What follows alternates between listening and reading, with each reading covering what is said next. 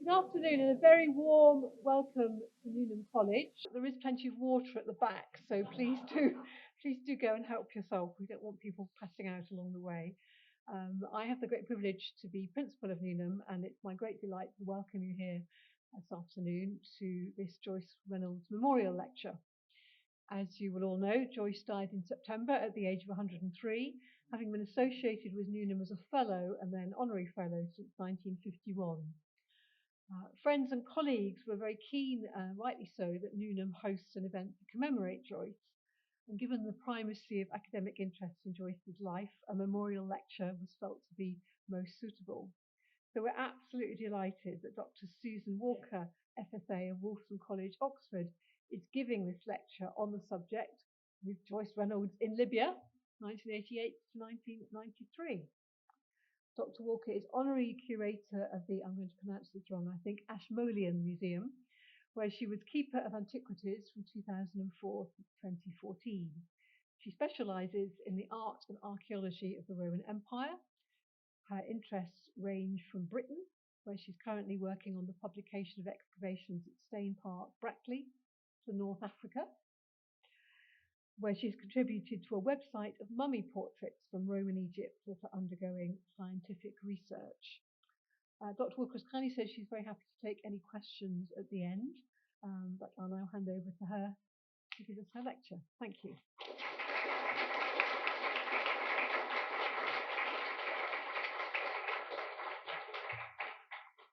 Well, thank you very much, Alison, for the introduction and indeed for the invitation to come and give this talk this afternoon in memory of Joyce.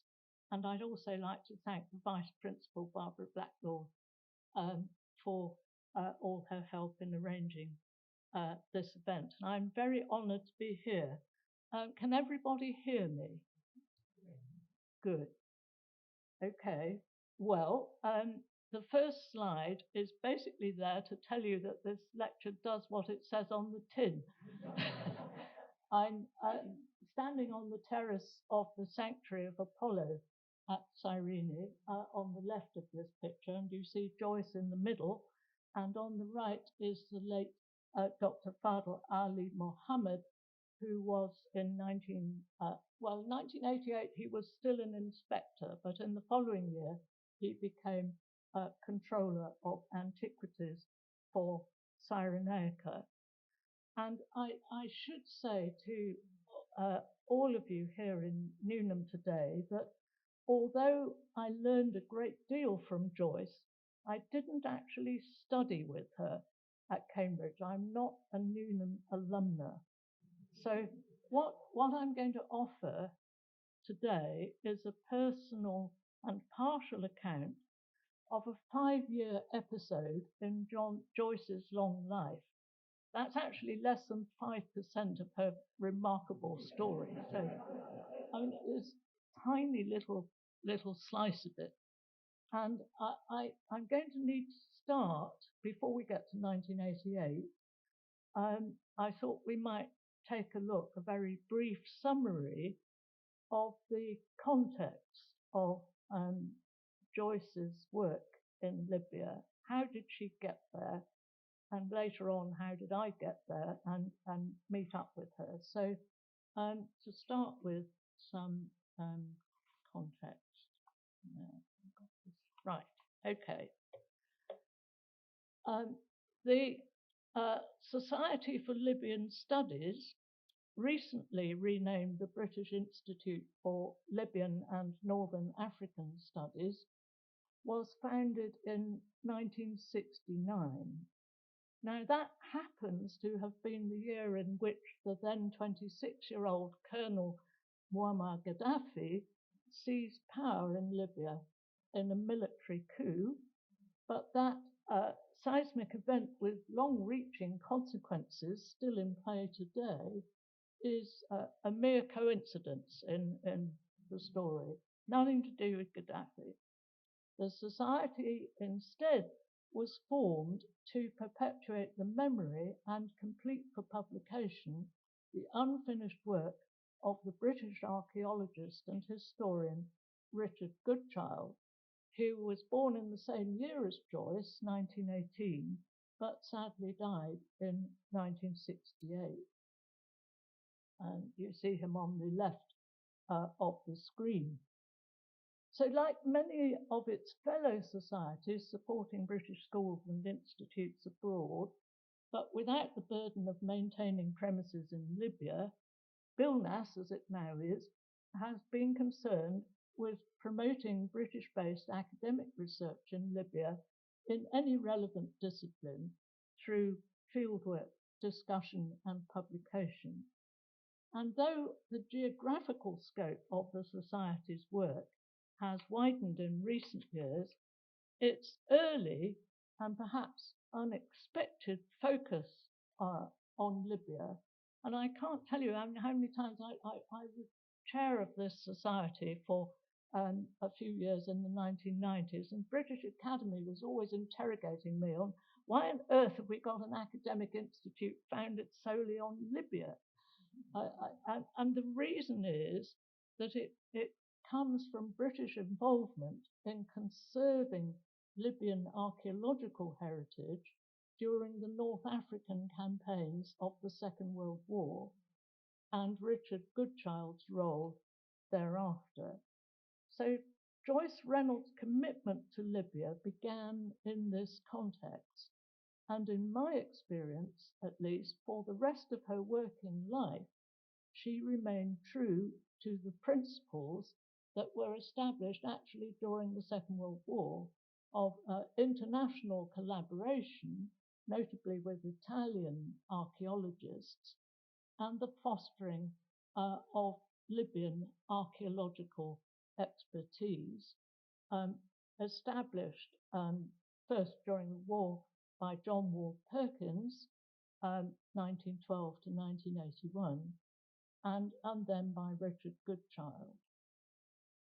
So I think so this is how it all came about. And you see in the map in the background this trail of armies passing back and forth over Libya, and in the foreground are the chief actors in the story at this stage.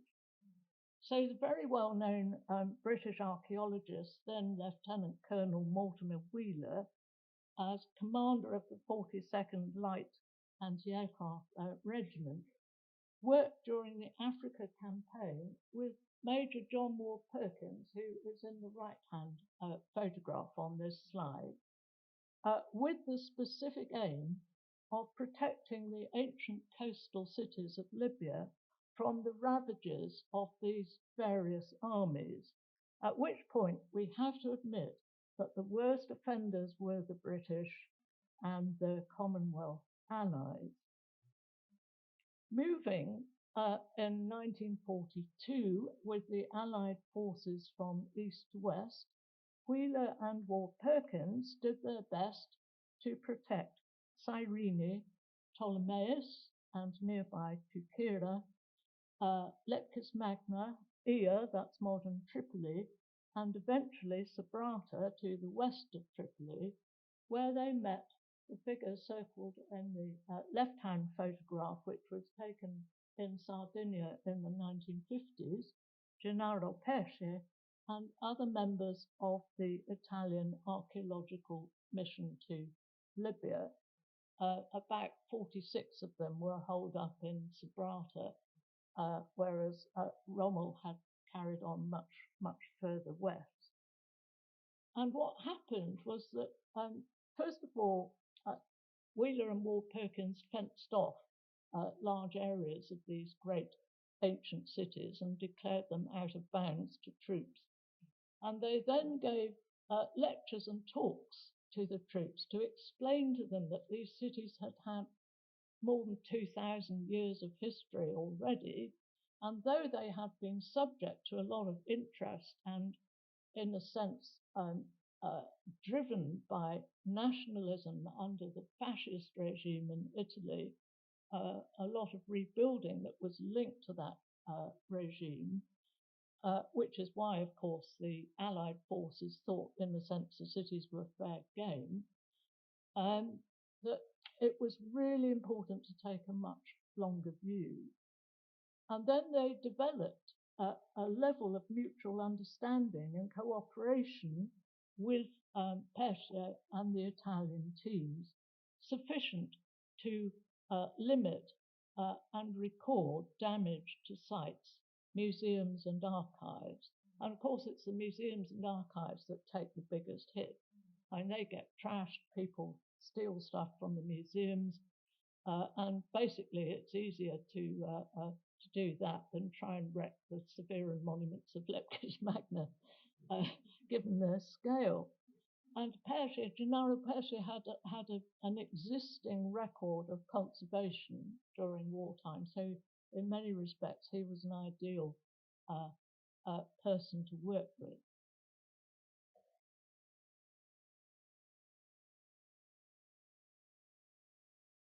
After the war, in 1946, Richard Goodchild, who in wartime had been fighting further east in Syria and Iraq, was appointed the officer responsible for archaeology in the British military occupation of Libya.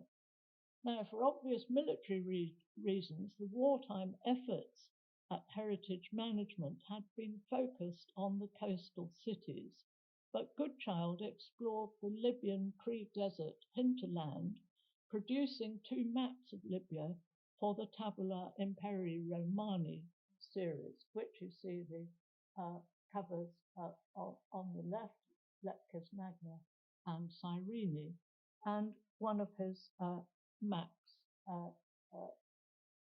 which form part of that TIR project on the right. And there was a significant interlude in which Goodchild was librarian of the British School at Rome, of which by then Walt Perkins was the director. This is a very incestuous story. I mean, not a lot of people get involved in Libya, and of course they all know each other, so and they all work together. And Goodchild, during this period in Rome, immersed himself in Italian language and culture. He was then appointed by the newly independent Libyan state controller of antiquities for Cyrenaica, a post he held from 1953 until his return to the UK via the USA in 1966. And in both capacities in Libya, Goodchild surveyed, excavated, researched and published sites. And most important of all, he trained Libyan archaeologists to a level where they could run their own antiquities service. So when I first visited Libya with Joyce in 1988, some of Goodchild's protégés were still in post or active in retirement, including the then controller for Cyrenaica, Cartier, who appears on the right of this slide, Said Bel Hassan and Fadlallah Abdel Salam, who had been responsible for the ancient port city of Apollonia. On the left of this side is Sandro Stulchi, who was then director of the Italian mission to Libya. On his return to London, Goodchild was appointed Professor of the Archaeology of the Roman Provinces at the Institute of Archaeology, founded by Mortimer Wheeler in, wouldn't you know, in 1937. The Institute was for 30 years a postgraduate research institute of the University of London, offering occasional lectures to undergraduates, myself among them. I was then a first-year student following a somewhat uninspiring program in classics, and our Wednesday trips to the Institute of Archaeology were the highlight of my week. So when it was then decided to offer a new degree in archaeology to undergraduates with specialisms in conservation, environmental sciences, prehistory, Mesopotamian and Roman archaeology. I arranged a transfer and started all over again. But poor Goodchild never had the chance to teach us, dying after a short illness before he could take up the post. Instead, we were taught by Donald Strong, formerly of the British Museum, who was also to die far too young, a brilliant scholar of Roman art and architecture, and an inspirational teacher. As the Society for Libyan Studies' first chairman, and with personal experience of having worked with Goodchild in Libya, Strong insisted that all of his students join up. And that is how, eventually in the 1980s, I came to meet Joyce and work with her in Libya. Lower right, you can see a drawing by Donald Strong of a column capital that once supported a bronze statue, probably of one of the four Roman tetrarchs, emperors in the late 3rd century AD. And this is from a monument at Ari Philainorum in Libya, and illustrates a paper by Goodchild, which appeared in a publication edited by Joyce. It all joins up. Goodchild was profoundly important to Joyce Reynolds, who revered his memory and greatly, but being Joyce not entirely uncritically, admired his work. It is I think it's no exaggeration to say that, in a sense, she saw herself as his successor, notably in collaborating closely with Italian colleagues and giving every opportunity to Libyan colleagues, young and old, to study and co-publish papers with her. Back in the UK, Joyce edited Goodchild's posthumously collected papers for publication in 1976, including the paper on mapping Libya, from which that earlier map was taken, and the monument at Ari Philainorum mentioned above. And this is still an extremely useful volume to scholars working on Libya nearly 50 years later. And in fact, Joyce began her Libyan work in the early years of Goodchild's post-war role with the British administration of Libya, as she was to inform a surprised young man working on the Foreign Office's Africa desk in 1990, whom I consulted at the time of the Gulf War. Joyce declared, "Young man, I've been to Libya every year since 1947, a slight exaggeration, but substantially the case." The young man replied, "Oh, I expect it'll be all right then, madam." And it more or less was, though we sat through many lectures by our Libyan colleagues on the reprehensible and ill-conceived attacks of the West on Saddam Hussein. The latter, I may say, giving cause for some reflection in the Iraq War of the early 21st century, and indeed the state of Libya after the fall of Gaddafi in 2011. Joyce first worked in Libya with Wheeler's colleague, John Wall Perkins, whim we've already met. And Joyce was one of the first post-war scholars at the British School at Rome. And Wall Perkins took her off to Libya, and here she is in Cyrene, in the cemeteries, South Cemetery of Cyrene, with Alan Rose, the tall man beside her, who is principally known as an Egyptologist, but he was in fact the first person to make a modern archaeological survey of the ancient cemeteries of Cyrene. Together, Joyce and Walt Perkins studied the extraordinary architecture of Leptis Magna and Sabrata, both sites full of very grand and sometimes bilingual monumental texts, but also yielding modest mason signatures and other marks full of information on how the marble had been imported to Libya from Greece and Western Turkey, where it was fashioned into extraordinary buildings. Now, I've been a bit reticent about this slide because I wasn't 100% sure that we're looking at Joyce here, but I think we are, and I'm feeling more confident having seen a photograph of her at Somerville this morning. So there she is, being a human scale. This is very typical of Wolfe Perkins. In fact, not many people get into his photographs, but if they do, you're being a human scale, basically. So she's by the Byzantine wall at Leptis Magna. And here are the original paste-ups for their joint work, inscriptions of Roman Tripolitania. And you can see the monumental inscriptions on the right.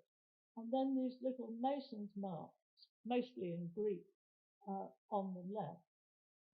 The numbers in red on the right below each photograph are the sequence numbers of the inscriptions.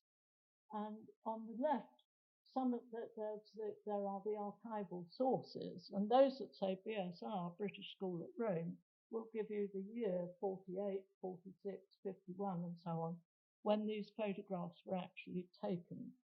And I think, it gives you a sense of just what a lot of work it was and how much detail went into compiling these volumes. We think of Joyce sitting in front of the text, reading the text, but actually, first of all, we've got to do jigsaw puzzle of getting the text back together again, and it's a very complex process. Wolfe Perkins, of course, was a leading scholar of international repute in the field of Roman architecture. So this was a great collaboration. And they published their book in 1952 with an addendum in 1955. So it became a standard work, which was digitized in 2009 and updated in 2021. So it's still there. You can read it all online. The inscriptions have still got the same numbers on them. And it's a remarkable story of effort and creating a standard work of reference, which is now being brought up to date. So by the 1980s, Joyce had been planning to write with Wolfe Perkins a volume on Cyrenaica for the London publisher Routledge's series on the provinces of the Roman Empire, very well regarded series of tomes which continued from the 1960s to the 2000s, including David Mattingly's Tripolitania, which was published in 2005. But sadly, Wolfe Perkins died in 1981. Joyce edited for publication a paper I gave at a colloquium on Cyrenaica, held here in Cambridge in 1983. Wolfe Perkins had 4 years earlier examined my doctoral thesis on Roman architecture in Greece, and she thought I might prove a suitable substitute for the great man, a somewhat daunting prospect. But there we are. Joyce would then cover the history, literature, and epigraphy, while I would write on the archaeology, architecture, and art of Cyrenaica. We waited 5 years for visas, eventually obtaining them at short notice in 1988, along with a telex which said, "Where are you? We're waiting for you." And during our wait, Libya had become the focus of external hostility, notably from Britain and America. And in 1988, the situation in Libya itself remained tense. we were greeted at Tripoli airport by a heavily armed teenager in army fatigues who demanded $500 as an unanticipated landing fee. And while I was gloomily calculating that my reserves ran to $200, Joyce showed astonishing sang-froid and presence of mind. "Young man, take me to your commanding officer," she bellowed. And sure enough, the young man did just that.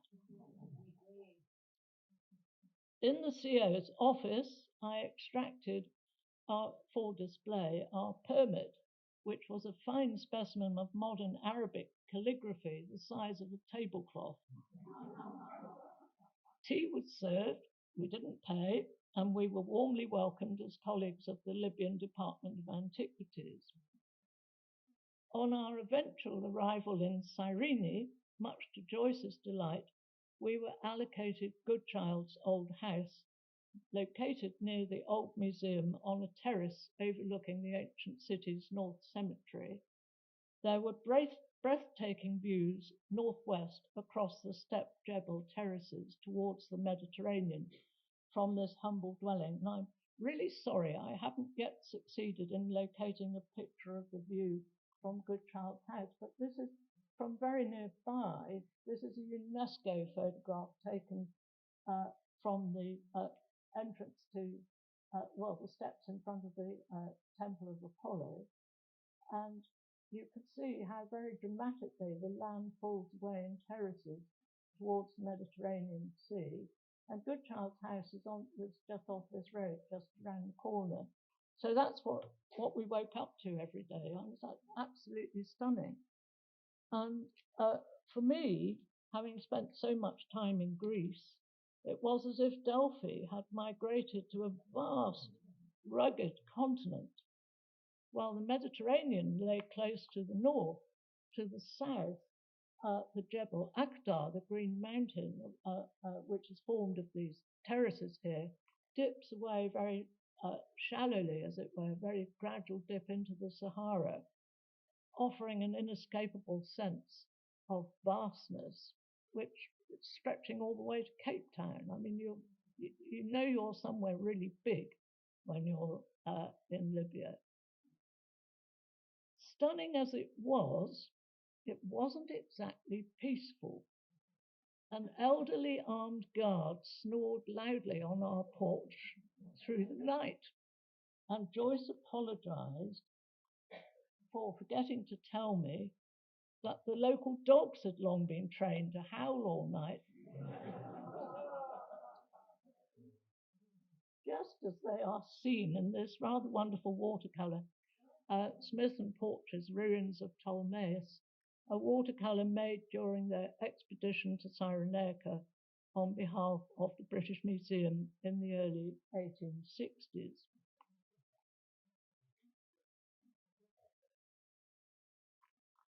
Our Routledge project was doomed by security concerns, which prevented independent travel in the region and sometimes even within Cyrene itself. In any case, Fadl Ali Mohammed, he became controller of antiquities for Cyrenaica in 1989, and was a very enthusiastic and very highly trained epigrapher who had spent 9 years spinning out a PhD in Athens in the hope that someone might assassinate Gaddafi while he was away. Alas, it didn't happen. And he had work for us to do. So on our first visit in 1988, Joyce and I studied, measured, and photographed 70 inscriptions discovered in Cyrenaica since her last visit some 7 years previously. Now, most of these were very simple funerary texts, X, son of Y, died aged 35, that kind of thing. But on one stone found in the Agora in 1988 was incised a list of young men who were ephebes of the city, going through sporting and military and educational training in which Joyce read 2 Libyan ethnic names among a reported 11 ethnics in the new discoveries. Packing these most significant inscribed stones into the back of his Toyota truck, Fadl Ali took the newly read text to Tripoli and explained to his political masters that the Englishwoman, that's Joyce, had demonstrated that the presumed colonial city of Cyrene, was a Greek colony in origin, was central to ancient Libyan identity, and therefore the proposed new highway from Shahat to Apollonia should not be driven through the middle of the ancient city. The duly diverted road greatly damaged the cemeteries of Cyrene and Apollonia, but the core of the ancient city of Cyrene was spared. None of these concerns was vouchsafed to us during our visit. We only found out afterwards that this had happened. And I think it's worth saying that the fate of our Routledge project is one of a number of examples of grand projects. I could cite a couple of doctoral theses, for example, one on the cemeteries of Cyrene by the late James Thorne, and a more recent one I examined in Paris last year on the funerary sculpture of Cyrene by the French scholar Morgan Belzic. These are grand projects which have been, in a sense, changed, if not undermined, by the realities of governmental shortcomings, not to say in recent years, chaos in Libya. So all of these projects started out with a big theme and a purpose, and they essentially became rescue archaeology. And in Joyce's case, I think we could say that she was doing rescue epigraphy. Recording before loss became an absolute priority in Libya in recent years.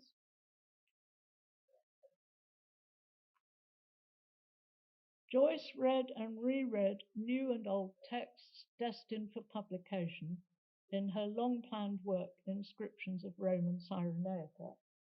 Here she is reading new discoveries at Curator, Topkrat, on the coast, as you see on the left-hand slide. A perfectionist, she was very reluctant to let her text go, always wanting another chance to recheck her readings.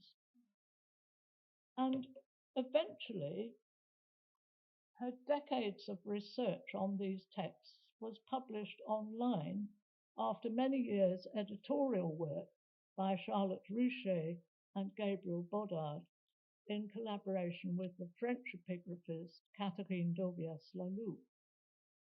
Thankfully, Joyce lived long enough to see her dedicated years of effort come to fruition in a medium that would make her work accessible to so many scholars.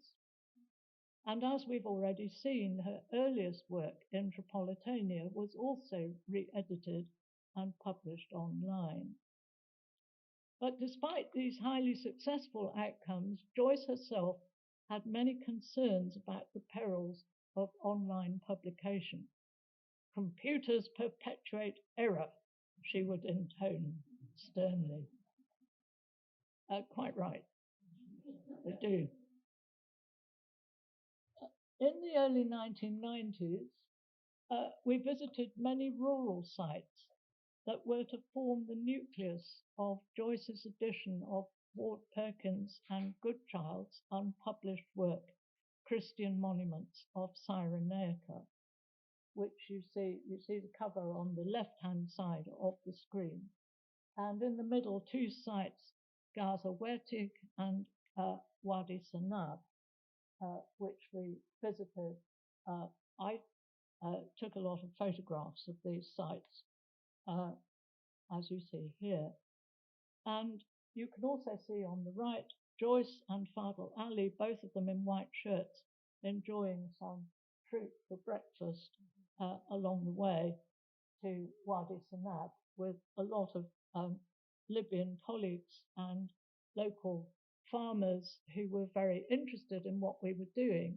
And Fadl Ali would use these trips as a means of telling them about the significance of archaeology and how important it was for them to report to him discoveries of new inscriptions or other objects, and indeed new sites.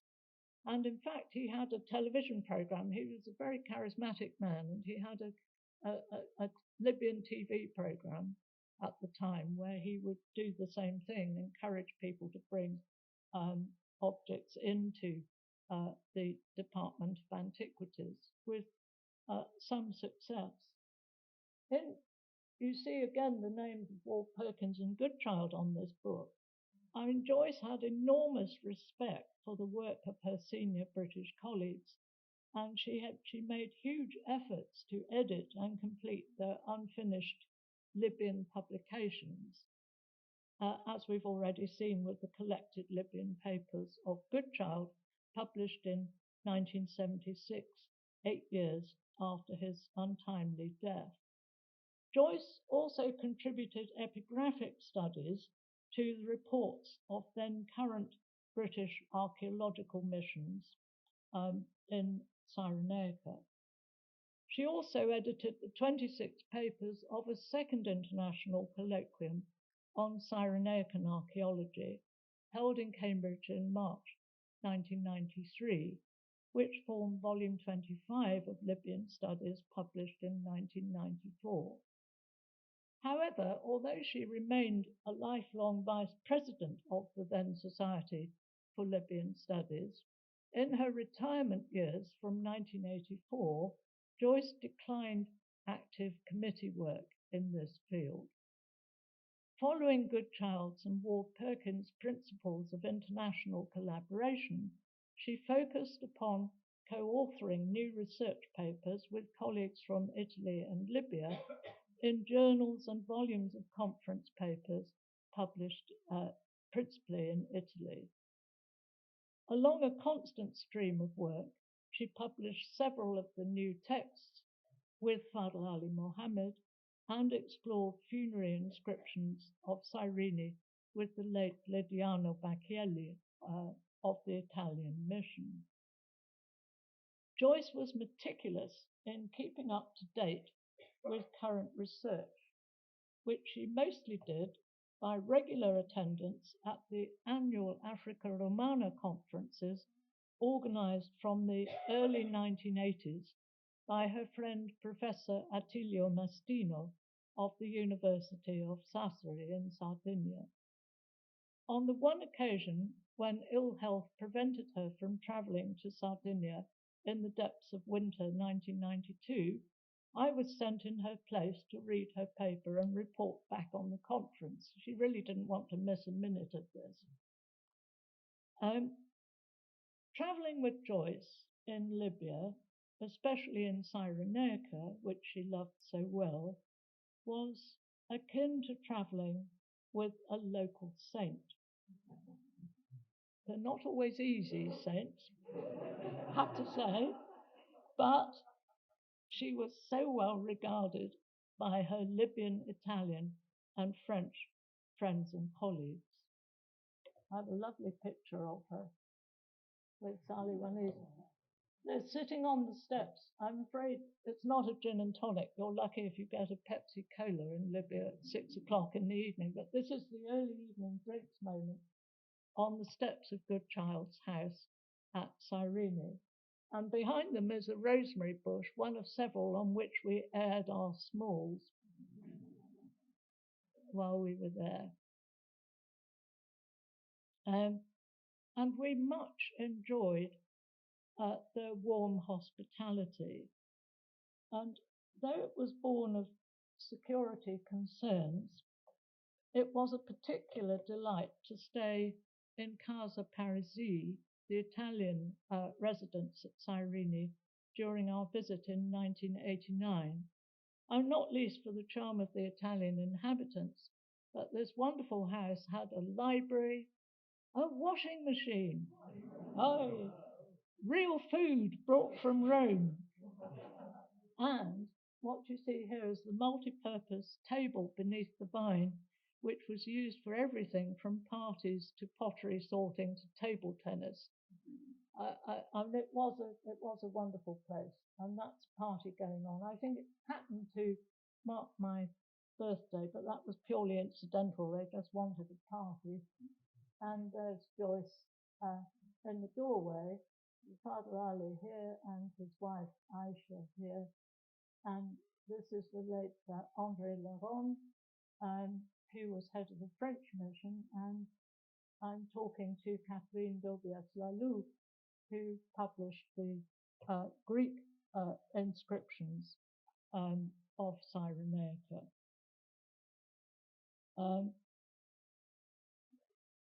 Then, in her early 70s, Joyce was still hardy and ready for a visit to any site bearing inscriptions, even the most remotest Wadi cave, really difficult to access. I remember Libyan colleagues being very determined to get Joyce into a cave west of Apollonia. It really was quite an effort, but she was up for it. She was going to do it and see those inscriptions. And she was totally unbothered by the absence of creature comforts. She'd happily spend every day reading texts, most of which were incised in crumbling, often eroded local limestone, or in the case of coastal sites and cemeteries, sandstone. I mean, total nightmare to read. And they're written in a Doric dialect that had foxed so many other scholars. I mean, Joyce was one of very, very few people who could deal with it. In the evenings, she would reread and revise her records, setting out questions for the next day's labours. My task was to photograph and measure the stones.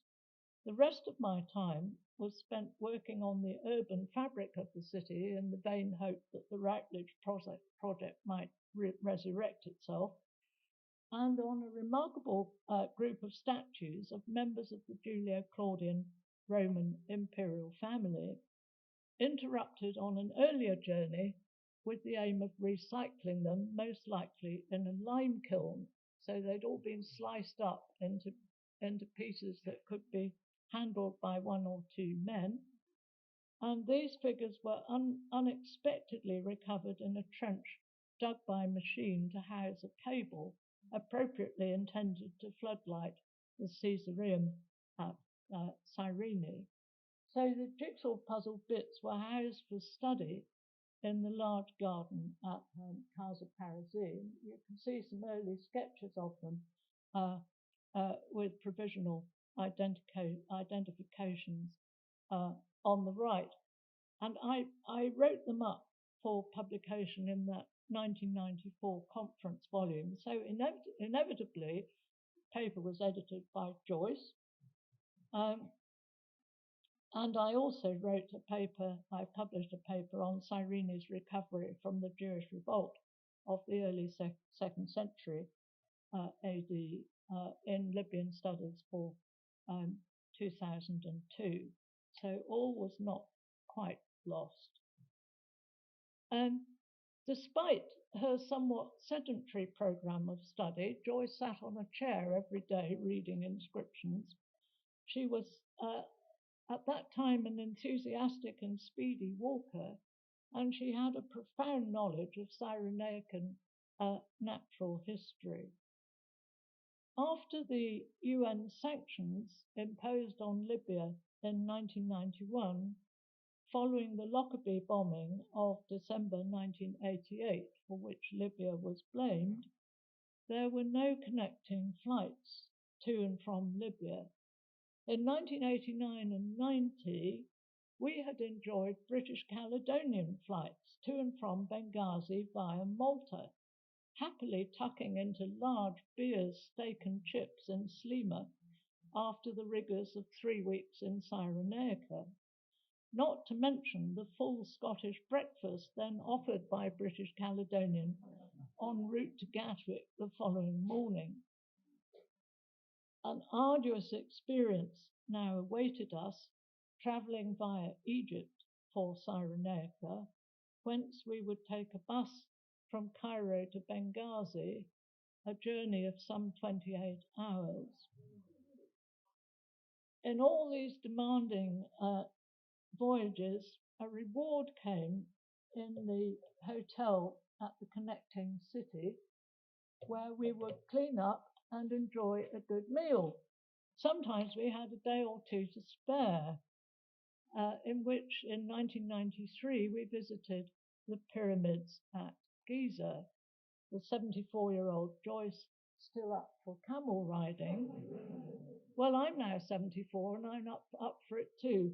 So while I'm here, I'll pass on a couple of tips about riding camels. The thing is, you need to sit as far back as you possibly can and then go with the flow of the camel. You'll be fine. The bus actually was full of interesting passengers and offered scheduled stops at Marsa Matruh, a resort in western Egypt, where tours of the town by donkey cart could be enjoyed, along with tea and Egyptian bananas, short, plump, sweet, and utterly delicious. And I had come to love them from my first taste of them in the form of a birthday present from Joyce in Cyrene. Our first stop in Libya was Tobruk, where our passports were examined in a shack containing 5 Libyan officers located beside a busy motorway. After serious scrutiny of their unexpected female guests and their most unlikely British passports, there eventually emerged broad smiles of welcome to Libya. Tobruk also housed a barn-like cafe where female passengers were thankfully moved into an airy sky blue side room where we were seated around a table to enjoy plates of roasted chicken wings, while the men had to stand in a dark and horribly smoky outer room.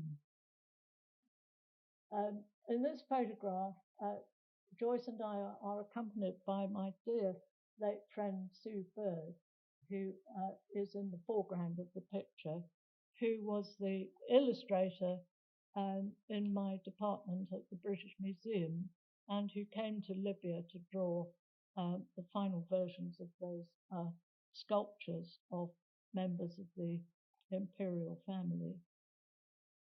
Joyce was a very keen observer of modern life in Libya, and like so many of its inhabitants and visitors, she was totally captivated by the rugged beauty of Cyrenaica and was extremely well informed about it and about the flora and fauna of the region. Though she was not of a generation to learn Arabic, rather to my surprise, but actually she thought it was really good for people to learn how to speak English. She understood and had great respect and empathy for the Libyan people. She also had a sound and very pragmatic grasp of the political realities of modern Libya. I mean, obviously, there was no freedom under Gaddafi, who was a very oppressive dictator and kept everyone in a state of fear by maintaining a complete uncertainty over what he might do the following week. So you never knew where you were, as it were. There was no, although it was, in a sense, a very stable regime for over 40 years, it was also inherently unstable. On the other hand, Joyce pointed out, he had raised a basic standard of living in terms of housing, education, and health for people in Libya. It was when we were first there, but really only for the first year, like a sunny version of Eastern Europe. And then, of course, the Berlin Wall fell, the Warsaw Pact collapsed, and all those Czech doctors and nurses with whom, and Yugoslav medics as well, with whom I used to enjoy games of table tennis, all rapidly disappeared and went home. and things began to change in Libya. But I mean, Joyce was really very well informed on all of this, very acute. And she also had a very gentle sense of humour and a winning smile, which won her many friends. And this slide shows her enjoying a tea break in Cyrene Museum with the wonderful, again, sadly late Abdulkadir El-Muzain, who at that stage was an inspector in the Department of Antiquities, but later became controller. In sum, Joyce Reynolds was among the great epigraphers of her generation, giving so much of her life, not only to recording and understanding in fine detail the epigraphic records of ancient Cyrenaica and Tripolitania, but also those of Aphrodisias in Cartier in Western Turkey. I mean, you could invite Charlotte Ruchet to come give you another talk on with Joyce in Aphrodisias. And she had exacting standards of scholarship, which made her a cautious writer with a great concern for accuracy and for respecting the limits of possible interpretation. However, I think at the end of the day, above all else, and many of you will have experience of this, Joyce was a natural teacher, encouraging anyone of any age who wanted to learn. One of my enduring memories of our years in Shahat is of Joyce teaching a young Libyan girl who wanted to learn Latin. Joyce patiently worked through an English-Latin primer with her, the girl's father acting both as a chaperone and a translator. This was at a time when, after the American air raids on Tripoli in 1986, operated from bases in Britain, the teaching of English was not then encouraged in Libyan schools. I mean, to his credit, later on Gaddafi realized that he'd made a mistake with this, and he put young Libyans at a disadvantage by not offering English as a second language. And so it was reintroduced.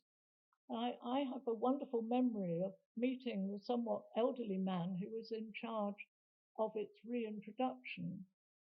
And he spoke a wonderful English, beautiful. I told him I'd never heard English so well spoken. I said, "You must know London very well." And he said, "Yes, I do."